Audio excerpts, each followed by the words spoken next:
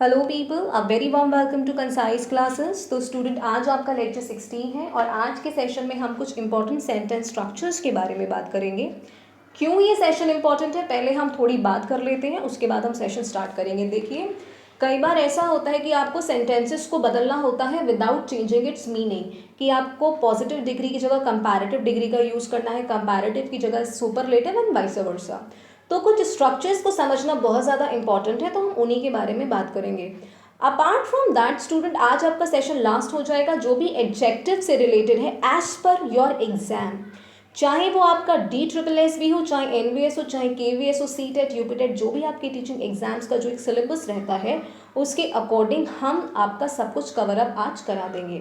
ठीक है, इसके बाद थोड़े से रूल्स रह जाते हैं, थोड़े एडवांस लेवल के रूल्स हैं, हम उन्हें भी कवर अप कराएंगे। देखिए, होता क्या है ना, आप स्टूडेंट हो तो स्टूडेंट्स के मन में वाली बात रहती है, यार ये रह गया, वो रह गया, अब कहीं ये ना एग्जाम में आ जाए। दैट इज़ ऑल नॉर्मल, ये सबके साथ रहता है एंड ट्रस्ट में हम वो भी कवर अप कराएंगे। लेकिन अभी जो हम प्रेपरेशन लेके चल रहे हैं ना स्टूडेंट, वो हम स्ट्रैटेजिक प्रेपरेशन लेके चल रहे हैं as per your exam pattern and level. ठीक है, अभी हम अपनी जो प्रेपरेशन कर रहे हैं वो स्ट्रैटेजी वाइज कर रहे हैं। आप क्वेश्चन पेपर उठा के देख लो।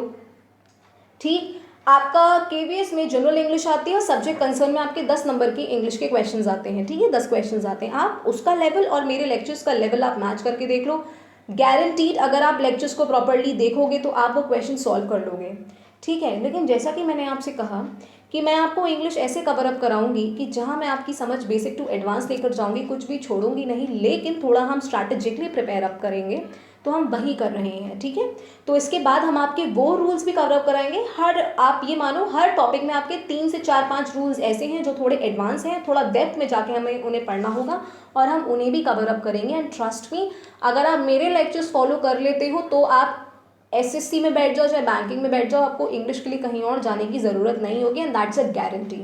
ठीक है, उसके लिए आपको सेशन वॉच करना इंपॉर्टेंट है। अगर आप सेशन को इंपॉर्टेंट तरह से वॉच करोगे, डिलिजेंटली वॉच करोगे, प्रॉपरली प्रैक्टिस करोगे मेरे साथ, ठीक है, तो आपको कोई भी दिक्कत नहीं आएगी। तो आप बस इतना करो, अपने प्रॉपरली नोट्स बनाओ, प्रॉपरली उन्हें रिवाइज करो, जो भी मैं इन बिटवीन आपको बता रही हूँ उसको लिखते चलो और हैव फेथ इन मी, मुझ पर एक भरोसा रखो। ठीक है, आप अगर विश्वास रखोगे देन ट्रस्ट मी, मुझे भी एनकरेजमेंट मिलेगा एंड मैं आपकी इंग्लिश जो है उसे मैं फ्रॉम बेसिक टू एडवांस लेकर जाऊंगी एंड दैट्स माय प्रॉमिस। ठीक है, हम आपकी प्रेपरेशन बिल्कुल स्ट्रैटेजी की तरह से लेकर चलेंगे। देखिए, कुछ भी मुश्किल नहीं था, मैं भी चाहती तो मैं आती, कुछ रूल्स आपको कराती, अच्छी तरह से बोलती और मैं चली जाती। ठीक है, और शायद आप लोग इतने एडवांस रूल्स देख के मुझ पर भरोसा कर लेते कि हाँ ये रूल्स बहुत अच्छे करा रही हैं, ऐसे वाले रूल्स काफ़ी हाई लेवल के हैं तो बहुत बढ़िया बात है। लेकिन नहीं, मेरा एम है आप लोगों को एज़ पर एग्ज़ाम पहले प्रिपेयर कराना और मैं एज़ पर एग्ज़ाम प्रिपरेशन आपकी करा कर चल रही हूँ एंड ट्रस्ट मी, उससे भी ज़्यादा मैं आपको हर एक टॉपिक में करा रही हूँ। बहुत कम रूल्स हमारे रह जाएंगे, आप जब देखोगे बाद में तो आपको रियलाइज़ होगा, बहुत कम रूल्स हमारे ऐसे रह जाएंगे जो हम अपनी एडवांस सीरीज़ में पढ़ेंगे। ये भी आपका बेसिक टू एडवांस ही है स्टूडेंट, लेकिन कुछ रूल्स हैं जो आपके एग्ज़ाम्स में नहीं पूछे जाते हैं, लेकिन हम उसे भी कवर अप करेंगे। ठीक है, तो वीडियोस को रेगुलरली देखना। आज आपका एडजेक्टिव पूरी तरह से कंप्लीट हो जाएगा, कल हम अपना आर्टिकल उठा लेंगे। ठीक है, एंड इसी तरह हम अपनी parts of speech cover up करते चलेंगे, फिर हम अपना वॉइस करेंगे, नरेशन करेंगे, टेंसेस करेंगे, सब्जेक्ट विद वर्ब अग्रीमेंट करेंगे। ठीक है, और फिर हम अपने एडवांस रूल्स की तरफ बढ़ेंगे। देखो, होता क्या है ना, क्यों ऐसा मैं करा रही हूँ, अगर मैं कोई एडवांस रूल आपका उठा लूँ, ठीक है, जिसमें प्रेपोजिशन भी आ रही, कंजंक्शन भी आ रही है, एडवर्ब भी आ रही है, लेकिन आपको ये पता ही नहीं कैसे एडवर्ब और एडजेक्टिव में फ़र्क करना है, क्योंकि बच्चों को लगता है कि ly जो सफिक्स है वो आपका सिर्फ एडवर्ब में आता है। तो अगर किसी वर्ड के आगे ly आ गया है तो वो हमारा भाई एडवर्ब ही है, लेकिन ऐसा नहीं है। हमने ऐसे एडजेक्टिव्स की बात करी जैसे मैनली हो गया, किंगली हो गया, ये सब आपके एडवर्ब नहीं है, ये सारे आपके एडजेक्टिव हैं। दैट इज़ वाई हम अपनी प्रिपरेशन बहुत स्ट्रैटेजी के अकॉर्डिंग लेके चल रहे हैं। तो आइए स्टार्ट करते हैं। बहुत सारी बातें हो गई, लेकिन ये बातें भी आपके बेनिफिट के लिए ही हैं, तो आप मेरी सारी बातें अपने दिमाग में रखना एंड प्रॉपर्ली लेक्चर्स को फॉलो करते चलना, कहीं मत जाना, बस अपना थोड़ा साइड बाय साइड प्रैक्टिस करते चलो। एंड किसी भी चीज़ में कोई दिक्कत है, मेरा कोई रूल गलत लग रहा है, I am accountable for that, मैं आंसरेबल हूँ। आप उसे कॉमेंट सेक्शन में लिखो, मैं आपको उस बात का जवाब दूंगी बिना किसी टेंशन के। ठीक है ना, तो आइए स्टार्ट करते हैं। सो स्टूडेंट, हम पहले बात करते हैं पॉजिटिव, कंपैरेटिव और सुपरलेटिव। बता चुकी हूँ कि positive degree no comparison, comparative degree 2 में कंपैरिजन, सुपरलेटिव डिग्री 2 से ज़्यादा में कंपैरिजन।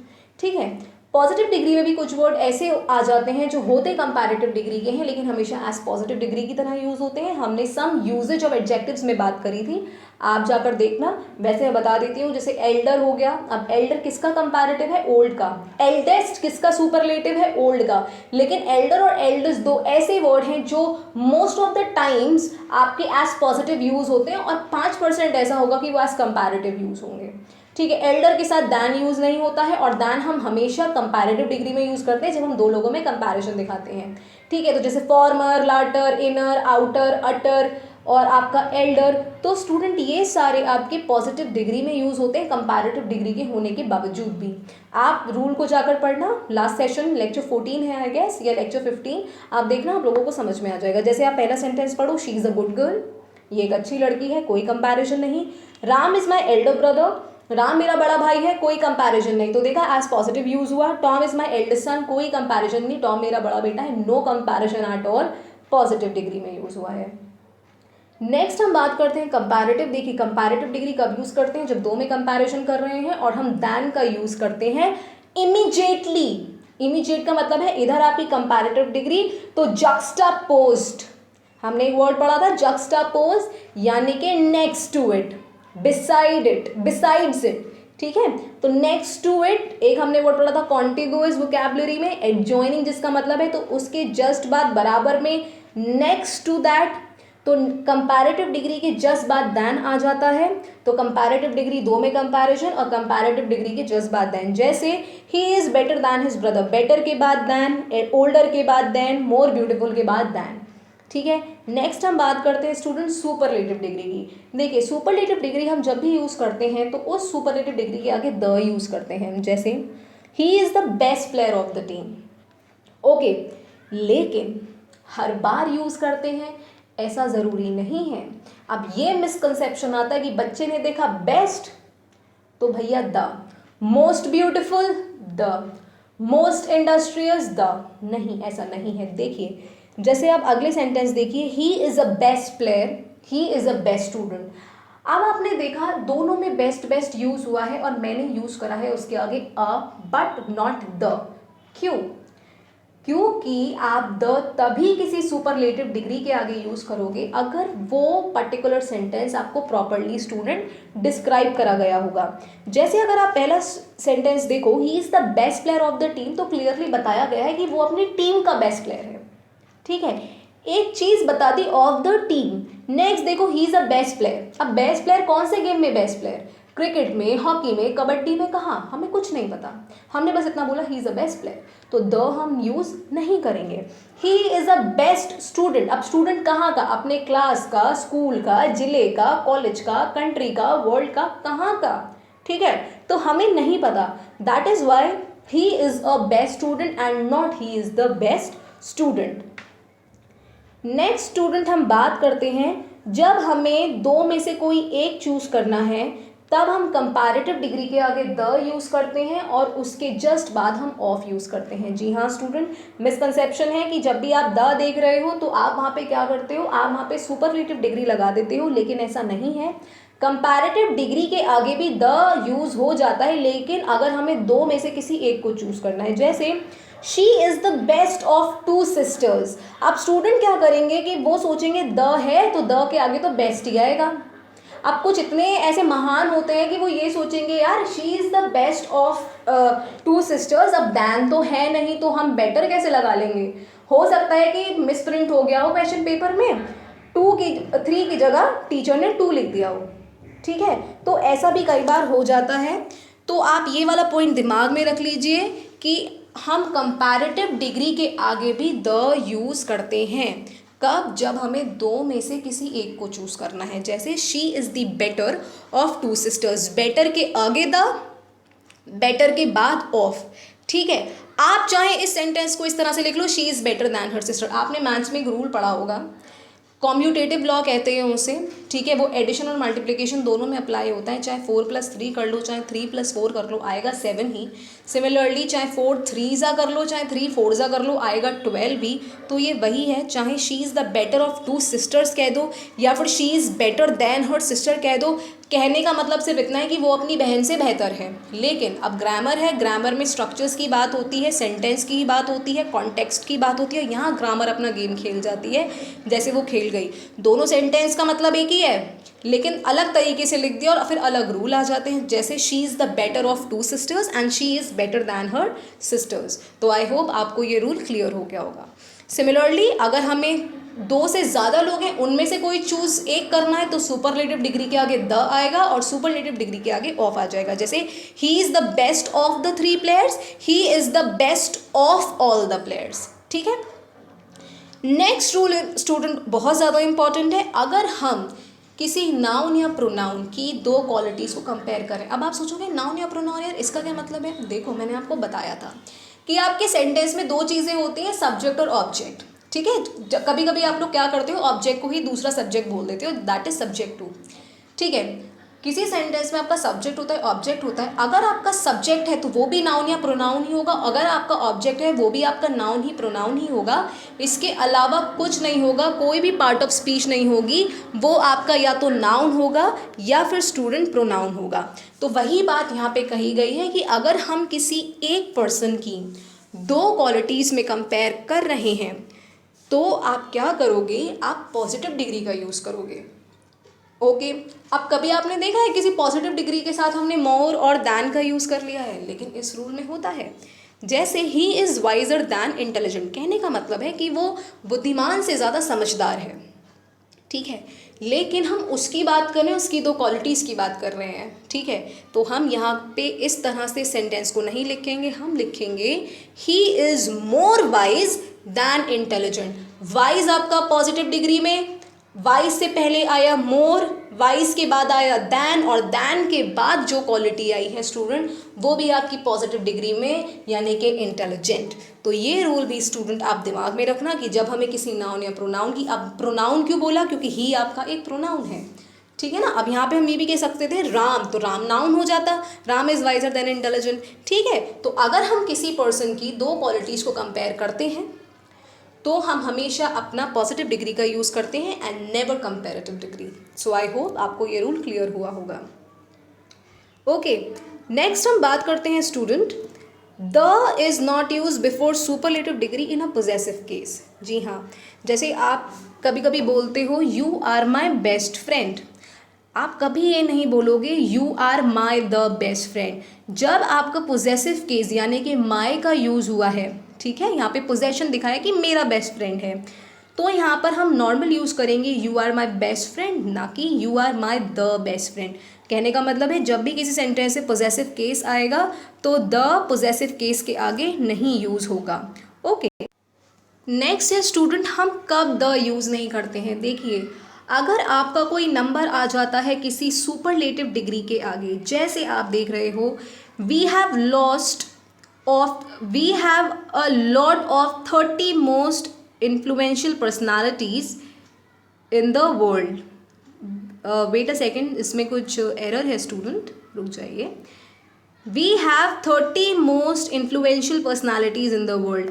आप लॉस्ट ये हटा लीजिए, ये कुछ नहीं है, ठीक है, ये नहीं है। आप ऐसे सेंटेंस को लिखना, we have 30 most influential personalities in the world.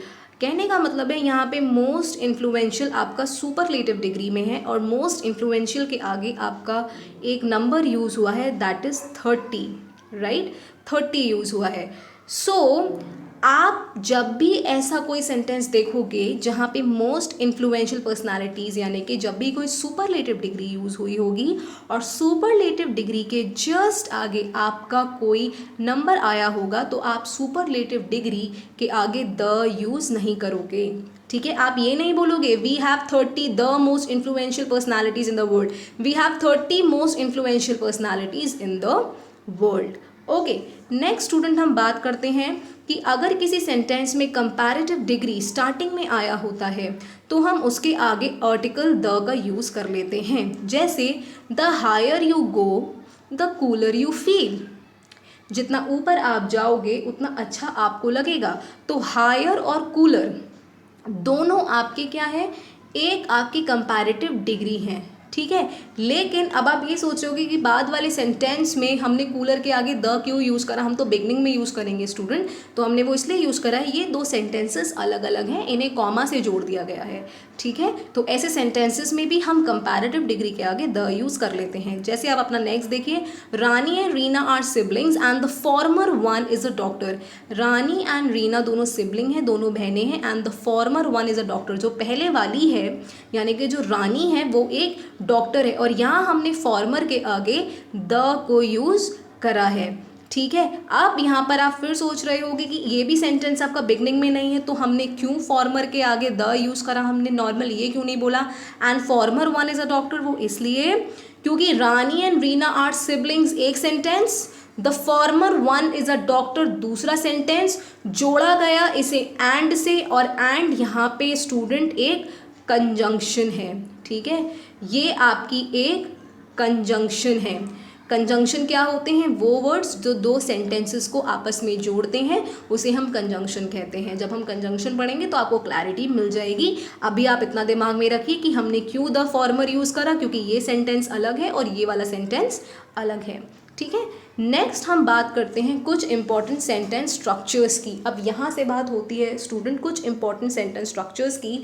जब हमें किसी सेंटेंस को फ्रॉम कंपैरेटिव टू पॉजिटिव या पॉजिटिव टू सुपरलेटिव जब बदलना होता है विदाउट चेंजिंग द मीनिंग, तब इन जो सेंटेंस स्ट्रक्चर्स हैं इनकी ज़रूरत हमें पड़ती है। जैसे अगर आपको कंपैरिजन दिखाना है यूजिंग पॉजिटिव डिग्री, जी हाँ स्टूडेंट, आप पॉजिटिव डिग्री का यूज़ करके भी कंपैरिजन दिखा सकते हो, ठीक है। जैसे आप तब क्या करोगे, आप सेंटेंस में यूज़ करोगे एज या फिर सो, उसके जस्ट बाद आपका क्या आएगा, एक पॉजिटिव डिग्री, ठीक है, और फिर आपका आ जाएगा एज। बस दिमाग में इतना रखना है कि एज जो आता है वो आपका अफर्मेटिव या फिर नेगेटिव सेंटेंस। देखो अफर्मेटिव सेंटेंस वो सेंटेंसेस होते हैं जिसमें नो नॉट नेवर का यूज़ नहीं होता है, और नेगेटिव सेंटेंसेस वो सेंटेंसेस होते हैं जिसमें नो नॉट नेवर का यूज़ हो जाता है।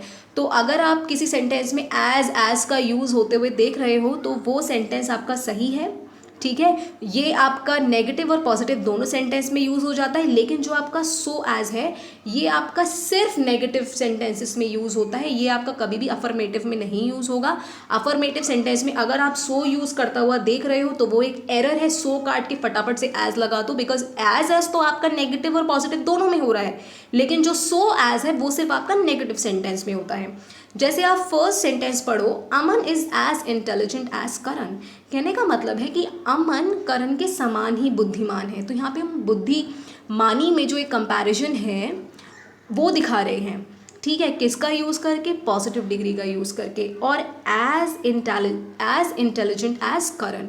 अब हमने एज और एज का यूज़ करा, क्यों, क्योंकि सेंटेंस ये हमारा पॉजिटिव है, इसमें कोई नो नॉट नेवर का यूज स्टूडेंट नहीं हुआ है, ठीक है। नेक्स्ट हम बात करते हैं Aman is not so intelligent as Karan. Aman Karan के बराबर बुद्धिमान नहीं है, तो यहाँ पे हमने सो यूज़ करा है। यहाँ पर हम चाहते तो एज भी यूज़ कर लेते कि Aman is not as intelligent as Karan, या फिर Aman is not so intelligent as Karan, दोनों ही सही हैं। तो ये हुआ आपका पहला स्ट्रक्चर, बहुत इंपॉर्टेंट है, दिमाग में रख लेना। नेक्स्ट हम बात करते हैं अगर हमें कंपैरिजन दिखाना है यूजिंग कंपैरेटिव डिग्री, तो मैंने आपको बताया है दैन का यूज़ करते हैं, जैसे Rahul is more intelligent than Karan, या फिर Rahul is braver than Karan. लेकिन आप कभी भी दो कंपैरेटिव डिग्री एक साथ यूज़ नहीं करोगे। जैसे आप लास्ट वाला सेंटेंस देख रहे हो कि Rahul is more braver than Karan, देखिए मोर आप उनके आगे यूज़ कर रहे हो जो दो सिलेबिक वर्ड हैं या दो से ज़्यादा जिनमें सिलेबल्स का इस्तेमाल होता है, जैसे इंटेलिजेंट, ठीक है, इंटेलिजेंट ये 3 सिलेबिक वर्ड है, ठीक है, हम इसे एक बार में नहीं बोल पा रहे हैं, तो आप ऐसे वर्ड्स के आगे मोर और मोस्ट का यूज़ करते हो उन्हें कंपैरेटिव और सुपरलेटिव बनाने के लिए, लेकिन आप किसी भी सेंटेंस में दो कंपैरेटिव डिग्रीज का यूज़ कभी नहीं करोगे। ये रूल भी स्टूडेंट आप अपना माइंड में रख लेना। ओके, नेक्स्ट हम बात करते हैं पॉजिटिव डिग्री में अगले रूल की। देखिए ये वाला रूल कब इस्तेमाल होता है, जब हमारे जो सब्जेक्ट हैं वो सिंगुलर हैं, जैसे आप ये स्ट्रक्चर दिमाग में रखिए, नो अदर, नो अदर के बाद आएगा एक सिंगुलर सब्जेक्ट। अब सिंगुलर सब्जेक्ट तो एक आएगी सिंगुलर वर्ब, ठीक है, क्योंकि अगर सब्जेक्ट सिंगुलर होता है तो वर्ब भी सिंगुलर होती है, ये वाली बात बताई है, ठीक है। और सेंटेंस का स्ट्रक्चर क्या होता है, सेंटेंस में एक सब्जेक्ट होता है, एक वर्ब होती है और एक ऑब्जेक्ट होता है, ठीक है। तो नो अदर, नो अदर के बाद एक सिंगुलर सब्जेक्ट आया, उसके बाद एक वर्ब, फिर हमने एज या फिर सो में से किसी भी एक का इस्तेमाल करेंगे, डिपेंड करता है सेंटेंस नेगेटिव या पॉजिटिव, फिर आपकी पॉजिटिव डिग्री, फिर आपका एज, फिर आपका सिंगुलर सब्जेक्ट आएगा, ठीक है। आप इस रूल का यूज तब करोगे जब हम सिर्फ सिंगुलर सब्जेक्ट की बात करेंगे। अभी हम इंटरचेंज की भी बात बताएंगे आपको, अभी आप बस पहले स्ट्रक्चर को समझो। जैसे आप पहला सेंटेंस देखो कि no other metal is as useful as iron, no other metal, metals नहीं है, मेटल है तो सिंगुलर सब्जेक्ट, अब सिंगुलर सब्जेक्ट है तो उसके साथ वर्ब आई, इज आई है, इज आपकी सिंगुलर वर्ब है, हमने आर यूज़ नहीं करा। नो है तो हम एज का यूज़ करेंगे, ठीक है। ये तो सेंटेंस ही नेगेटिव रहेंगे क्योंकि आपका नो आ रहा है इसमें एज, ठीक है। एज के बाद हमारी पॉजिटिव डिग्री यूजफुल, तीन होती हैं, useful, more useful, most useful, लेकिन हमने पॉजिटिव डिग्री यूजफुल यूज़ करी। एज अगला सब्जेक्ट हमारा आयरन, कि कोई भी मेटल आयरन के बराबर यूजफुल नहीं है। No other metal is as useful as iron. अब हम बात करते हैं इसी में स्टूडेंट कंपैरेटिव डिग्री की। अगर हमें ऐसे ही किसी सेंटेंस को कंपैरेटिव डिग्री में बदलना है तो कैसे बदलेंगे, ऐसे ही किसी सेंटेंस को, दिमाग में रखना, ऐसे ही किसी सेंटेंस को जिसमें आपकी सिर्फ सिंगुलर सब्जेक्ट की बात हो रही है। तो ये जो पहला वाला रूल है ये सिंगुलर सब्जेक्ट के लिए है। नाउन में हम पढ़ चुके हैं ना, singular noun and plural noun, और नाउन आपका, सॉरी, सब्जेक्ट आपका नाउन या प्रोनाउन ही रहता है।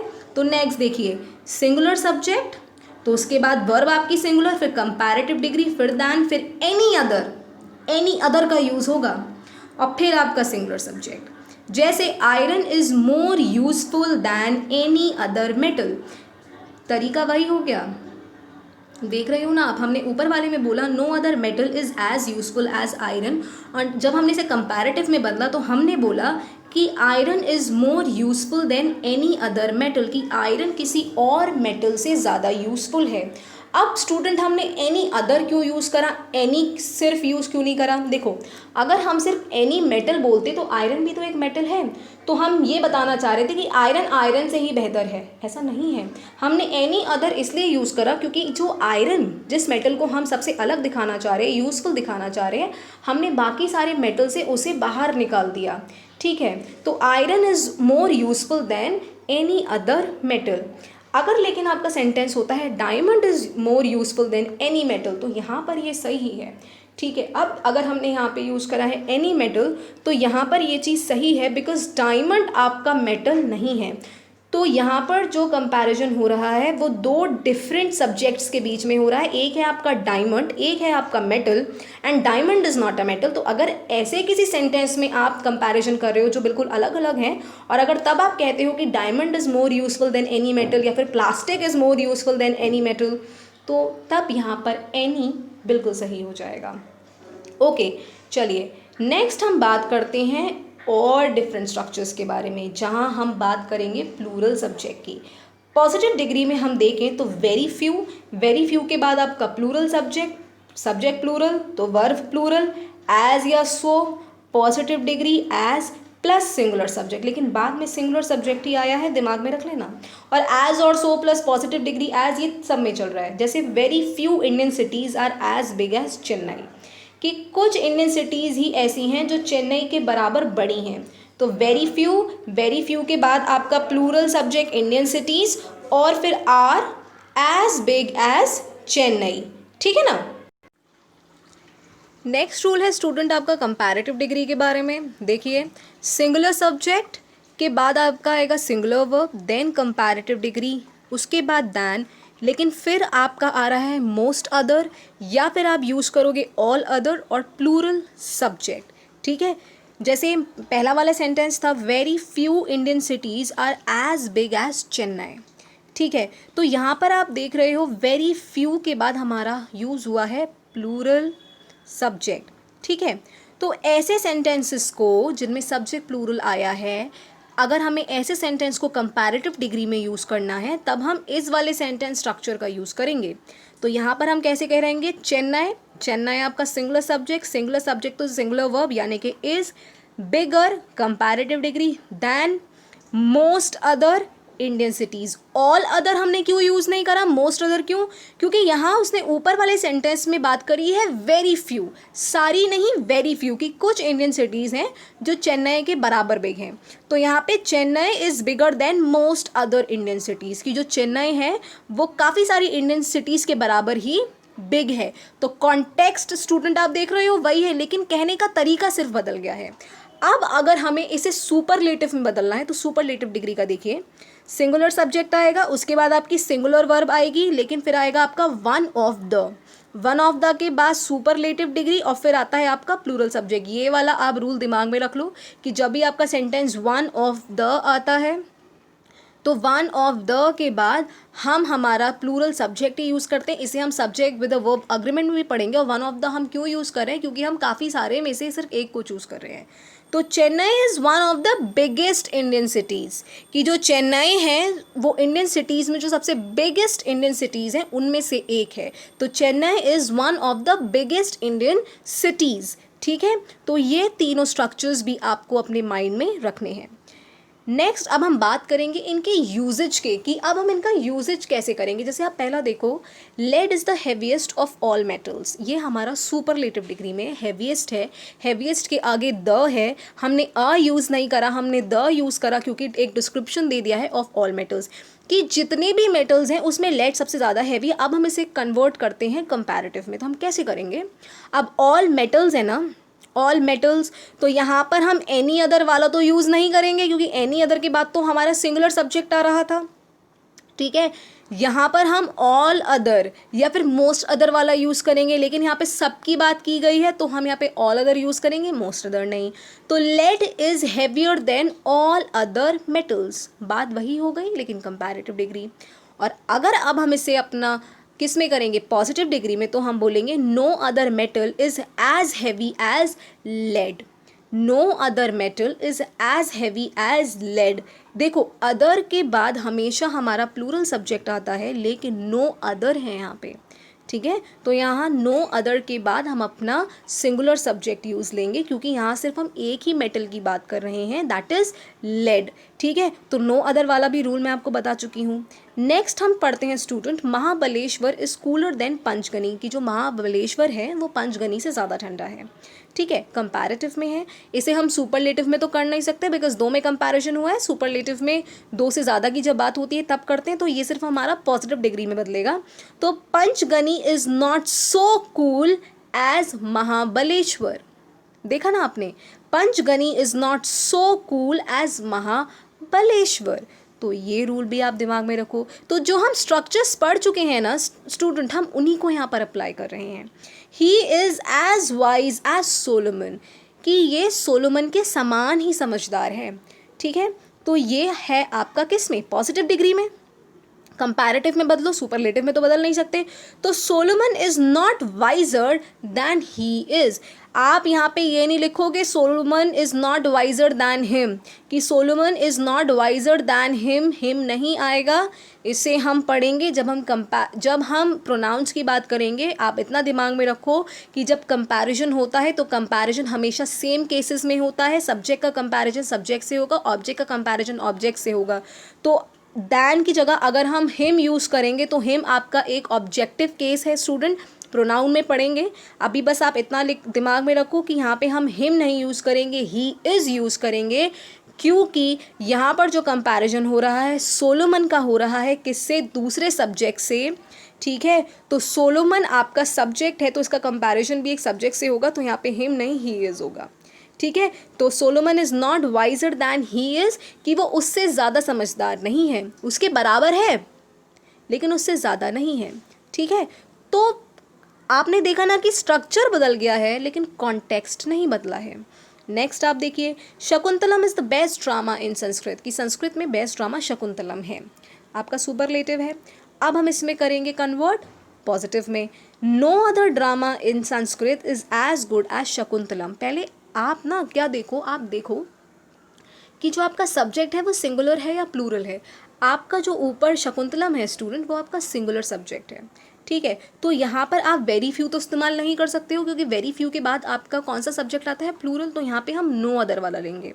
सिमिलरली आप जब इसे कंपैरेटिव में बदलोगे तो मोस्ट अदर और ऑल अदर वाला नहीं यूज़ करोगे, क्योंकि यहाँ पे कहीं भी सिंगुलर सब्जेक्ट की प्लूरल सब्जेक्ट की बात ही नहीं हुई है, यहाँ पे सिर्फ सिंगुलर सब्जेक्ट की बात हुई है। इसलिए हम यहाँ पे एनी अदर वाला सेंटेंस का स्ट्रक्चर उठाएंगे, that is Shakuntalam is better than any other drama in Sanskrit. Any other के बाद आपकी सिंगुलर सब्जेक्ट आती है, तो ड्रामा आपका सिंगुलर है, ड्रामाज नहीं है, ठीक है। Some poets are at least as great as Tennyson, कि कुछ पोएट ऐसे हैं जो टेनिसन के समान ही महान हैं, ठीक है। टेनिसन भी कोई कवि होंगे, तो कुछ पोएट ऐसे हैं जो टेनिसन के समान ही महान हैं। अब स्टूडेंट एक एरर है इसमें, मैंने यहाँ पर टेनिसन जो कि एक प्रॉपर नाउन है, मैंने क्या करा है, इसे लोअर केस में लिख दिया है, यानी कि जो मेरा टी है मैंने उसे स्मॉल बना दिया है। यहाँ पे कैपिटल लेटर आएगा, क्योंकि प्रॉपर नाउन हमेशा आपका अपर केस में रहता है, कैपिटल लेटर में। तो ये एरर हो गया है, इसे करेक्ट कर लेना कि some poets are at least as great as Tennyson. अब ये आपका हो गया पॉजिटिव डिग्री। अब इसे बदलो कंपैरेटिव डिग्री में, तो कंपैरेटिव डिग्री में से बदलोगे तो क्या हो जाएगा कि Tennyson is not greater than some other poets. क्यों हमने ऐसा बोला कि कुछ तो पोएट उसके बराबर महान हैं, लेकिन कुछ तो पोएट ऐसे भी होंगे ना जो उससे ज़्यादा महान होंगे, ठीक है। तो हमने उसी कॉन्टेक्स्ट को दिमाग में रख के अगला वाला यूज़ करा है कि Tennyson is not greater than some other poets, कि टेनिसन कुछ पोएट्स के कंपैरिजन में महान भी नहीं है, ठीक है, महान नहीं है। तो ग्रेटर देन, या फिर आप इसे ऐसे कह सकते हो कि some poets are not less great than Tennyson. अब यहाँ पर जो लेस है स्टूडेंट, वो किसका कंपैरेटिव फॉर्म है, लिटिल का, लिटिल, लेस और लीस्ट। तो हमने लेस यूज़ करा, एक कंपैरेटिव डिग्री है, लेकिन लेस के साथ हमने ग्रेट यूज़ करा है, क्योंकि दो कंपैरेटिव डिग्री एक साथ यूज़ नहीं हो सकती हैं। अगर हमने लेस यूज़ कर लिया है जो हमारी कंपैरेटिव डिग्री है, तो हमारी जो ग्रेट है वो हमारा पॉजिटिव डिग्री में रहेगा। तो some poets are not less great than Tennyson, कि कुछ पोएट ऐसे हैं जो टेनिसन से कम महान नहीं है, are not less great than Tennyson. तो सेंटेंस को कहने का तरीका बदला, लेकिन कॉन्टेक्स्ट वही रहा, ठीक है। कहना हम यही चाह रहे हैं कि कुछ पोएट्स ऐसे हैं जो टेनिसन के समान महान हैं, तो कुछ पोएट ऐसे भी होंगे जो टेनिसन से ज़्यादा महान होंगे। तभी हमने कहा कि Tennyson is not greater than some other poets. यहाँ पे हमने उन वाले पोएट को उठा लिया जो उससे ज़्यादा महान है, तो जो उससे ज़्यादा महान है तो टेनिसन उनसे महान नहीं है, ठीक है। या फिर some poets are not less great than Tennyson, यानी कि कुछ पोएट जो उससे ज़्यादा महान है, हमने ऐसे कह दिया कि कुछ पोएट ऐसे भी हैं जो उससे कम महान नहीं हैं। आप समझ रहे हो ना मैं आपसे क्या कहना चाह रही हूँ, थोड़ा कन्फ्यूजिंग है, लेकिन बार बार रिवाइंड कर देखना, समझ में आ जाएगा। अब इसे हम सुपरलेटिव में बदलें, Tennyson is not the greatest of all poets, कि जितने भी पोएट्स हैं उसमें टेनिसन ग्रेटेस्ट नहीं है, ठीक है। Tennyson is not the greatest of all poets, कि सब में वो ग्रेटेस्ट नहीं है, कुछ तो होंगे ना जो उससे भी ज़्यादा ग्रेटेस्ट होंगे, कुछ माना होंगे उससे कम होंगे, कुछ उसके बराबर होंगे, लेकिन कुछ तो ऐसे होंगे जो उससे ज़्यादा ग्रेट होंगे, उससे ज़्यादा महान होंगे। तो इस सेंटेंस का कॉन्टेक्स्ट ऐसे निकला, ठीक है। अब आपको दो होमवर्क दिए हैं मैंने, दो सेंटेंसेस हैं होमवर्क में। पहला है Malacca is the oldest town in Malaysia, इसे आप चेंज करो पॉजिटिव और कंपैरेटिव में, and no other planet is as big as Jupiter, ठीक है। आप इसे बदलो अपने अकॉर्डिंग। चलो आप बताना कि पहला वाला सेंटेंस कौन सी डिग्री में है, फिर आप अपने अकॉर्डिंग उसे चेंज करना, और दूसरा वाला सेंटेंस बताना कौन सी डिग्री में है, फिर उसे अपने अकॉर्डिंग आप चेंज करना। कमेंट सेक्शन में ज़रूर लिखना, आई विल चेक कि आप लोगों को कितना समझ में आ रहा है। So that's all in today's session people. आज आपका एडजेक्टिव पूरी तरह से कंप्लीट हो गया है, कुछ भी नहीं बचा है। अगर उसके बाद भी कोई कन्फ्यूजन है मुझे बताना, मैं आपको उसे अगले सेशन में ज़रूर बताऊँगी। Thank you so much.